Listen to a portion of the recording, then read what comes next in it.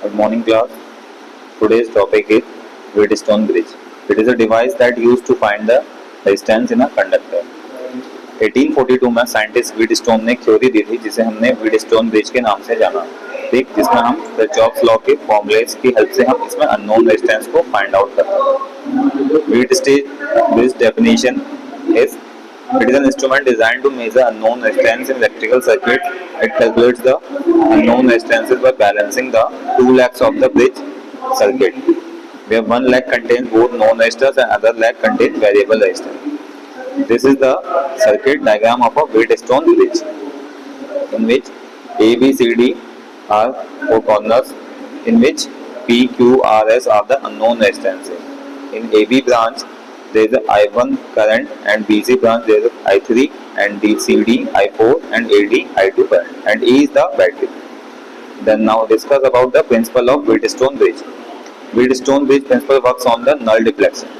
There is no current flowing through the galvanometer and its middle shows no deflection. इसका मतलब है आपके पास जो सर्किट दिया हुआ है उसमें आपका galvanometer ब्रांच से कोई करंट नहीं जाएगी और मिडिल कोई डिफ्लेक्शन शो नहीं करेगा। इस वजह से हमने इसके प्रिंसिपल का नाम नल डिफ्लेक्शन दिया हुआ है, ठीक। तो हम इसका कंस्ट्रक्शन करते हैं। कंस्ट्रक्शन करने के लिए हमें चार रेजिस्टेंस की रिक्वायरमेंट होगी, पी, क्यू, आर, एस, और उनको चारों को हम एक साइड से हम कनेक्टेड क्वाड्रिलेटरल की फॉर्म में कनेक्ट करेंगे, जिसमें सर्किट में हम एक सेल K1 K प्लेस करेंगे ए और सी एंड में, और दूसरा हम K2 K प्लेस करेंगे गैल्वेनोमीटर के एंड में, बोथ एंड, ठीक। अब हमारे पास क्या है, जब हमारे पास तीनों ब्रांचेस चारों ब्रांचेस मिल जाएंगी, उसके बाद हम लोग क्या करेंगे, उसमें किरचॉफ्स लॉ को अप्लाई करके केवीएल का अप्लाई करेंगे। फर्स्ट ऑफ ऑल ए से बी तक हम जब जाएंगे, इनकमिंग करंट पे पॉजिटिव टर्मिनल और आउटगोइंग लीविंग करंट पे नेगेटिव टर्मिनल यूज करेंगे। आईजी करंट के इनकमिंग टर्मिनल पे प्लस और आउटगोइंग पे नेगेटिव। सेम ऐसे ही एडी ब्रांच पे incoming positive and outgoing negative, ठीक। उसके बाद हम केवीएल को अप्लाई करेंगे loop A B D A में। Then A B D A में लूप अप्लाई करने के लिए हम इसका एक प्रोसेस देखते हैं, जिसके अकॉर्डिंग सबसे पहले हम इसके पाथ ले लेते हैं ए बी डी ए, जिसमें हम I1P plus IGG minus I2R equal to 0 Kirchhoff law के अकॉर्डिंग हमारी फर्स्ट इक्वेशन होगी। सेम ऐसी बी सी डी में हम इक्वेशन बनाते हैं I1G इंटू क्या आएगा आपका R branch Q branch minus I2 plus IG bracket में, and then multiply by resistance S minus IGG, second equation बन गई। अब इक्विलिब्रियम की एक ऐसी स्टेज आएगी जहां पे हमारे पास जब गैल्वेनोमीटर डिफ्लेक्शन शो नहीं करेगा, तो उस केस में हम क्या करेंगे, IG करंट को हम 0 मान लेंगे, IG करंट को हम 0 कंसीडर करेंगे। Then I1P equal to I2R और I1Q equal to I2S।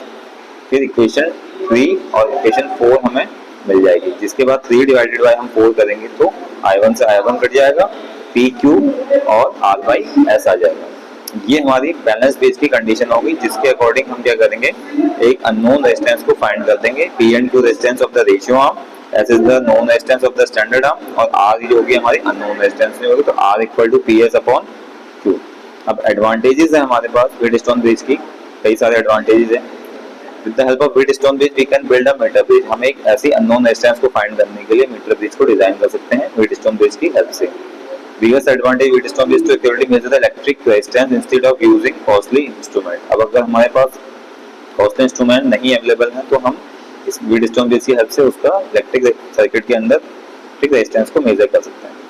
We can measure minute changes in the bridge even in meter ohm, ठीक।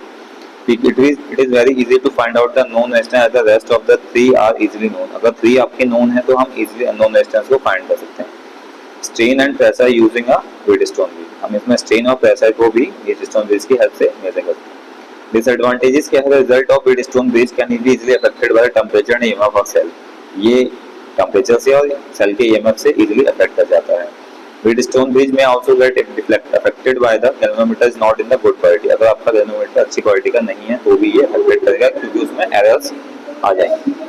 Wheatstone bridge fails if it is not in balanced condition। We can't measure large resistance with the help of Wheatstone bridge। Wheatstone bridge के help से हम large resistances को measure नहीं कर सकते।